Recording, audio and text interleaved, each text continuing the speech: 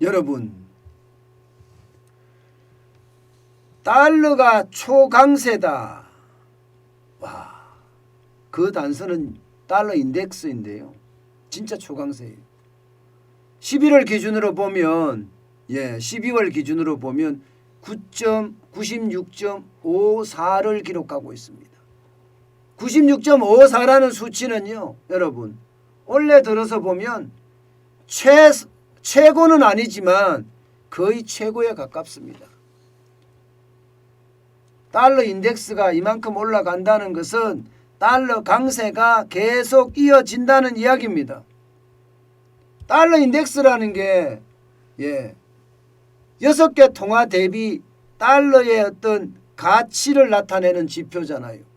6개 통화라는 것은 뭐 유로화라든가 앵화라든가 뭐 스웨덴화 크로네인가요? 크로네라든가 스위스 프랑이라든가 뭐 이런 거 이런 거를 다 포함한 건데 6개 통화거든요. 이 6개 통화 대비해서 달러의 가치를 나타내는 지표인데 달러가 이만큼 올라갔다는 것은 초강세를 이어가고 있다는 이야기입니다. 그런데 미국 정부에서도요, 이 달러의 초강세 용인하는 분위기예요. 용인하는 분위기입니다. 실제로 말입니다. 달러가 올라간다고 해서 이게 달러를 약세로 가져가려는 생각은 제가 봐서는 전혀 없어 보여요. 전혀 없어 보여요. 게다가 제닛 옐린 미국의 재무장관도 뭐 달러가 올라가는 거에 대해서 특별한 조치를 취하고 있지는 않습니다.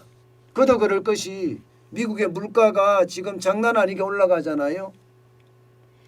11월 소비자 물가가 6.8%까지 올라갈 정도로 1982년 이후로 최고치가 올라갔습니다.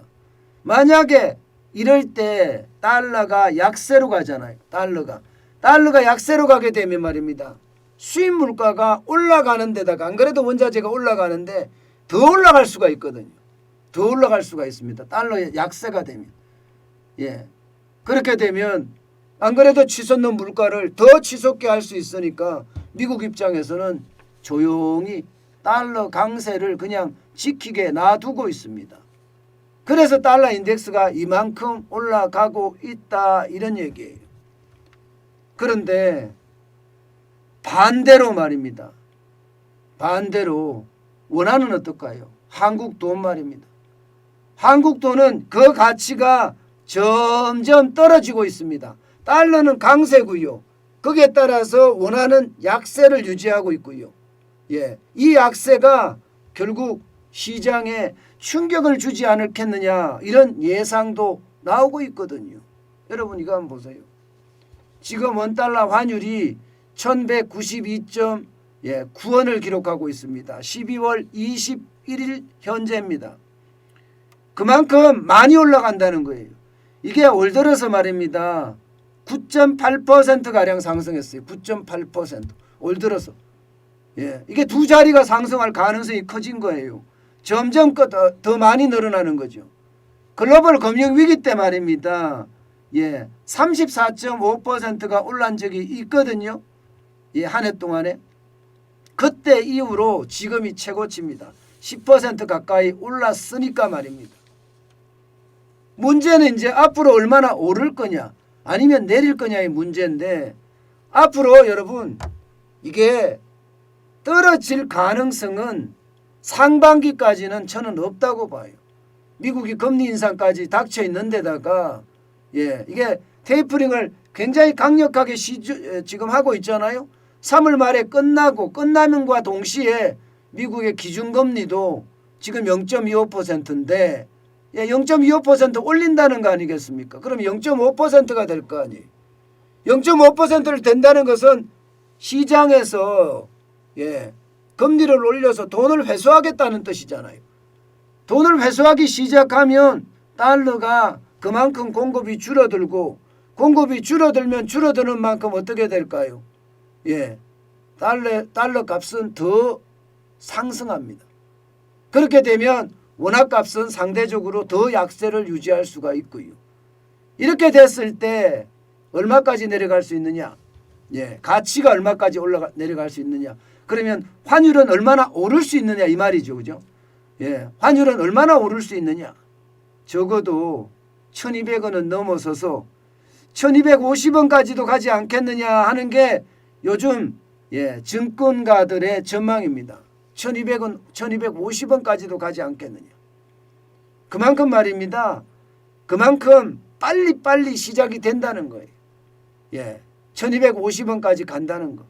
그만큼 말입니다.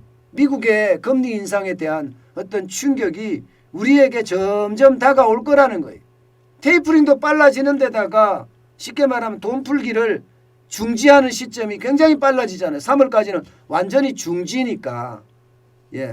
그러면 3월에 금리까지 올리게 되면 그에 대한 충격파 당연히 올 거라고 생각을 합니다. 여기에다가 말입니다. 여기에다가 우리 수출도 사실 조금 문제가 있습니다. 달러에 영향을 주고 있어요. 왜냐하면 말입니다. 보시는 것처럼 수출의 성장률이 점점 떨어지고 있어요. 더 심각한 것은요. 수입의 증가폭이 점점 늘어나고 있다는 사실이에요. 수입의 증가폭이. 수출의 증가폭보다 수입의 증가폭이 훨씬 더 빨리 늘어납니다. 그만큼 원자재 가격이 많이 올랐기 때문이거든요.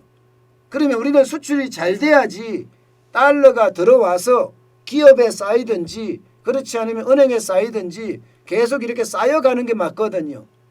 그런데 이게 수출이 줄어들면 줄어들수록 달러 쌓이는 그 양이 줄어듭니다.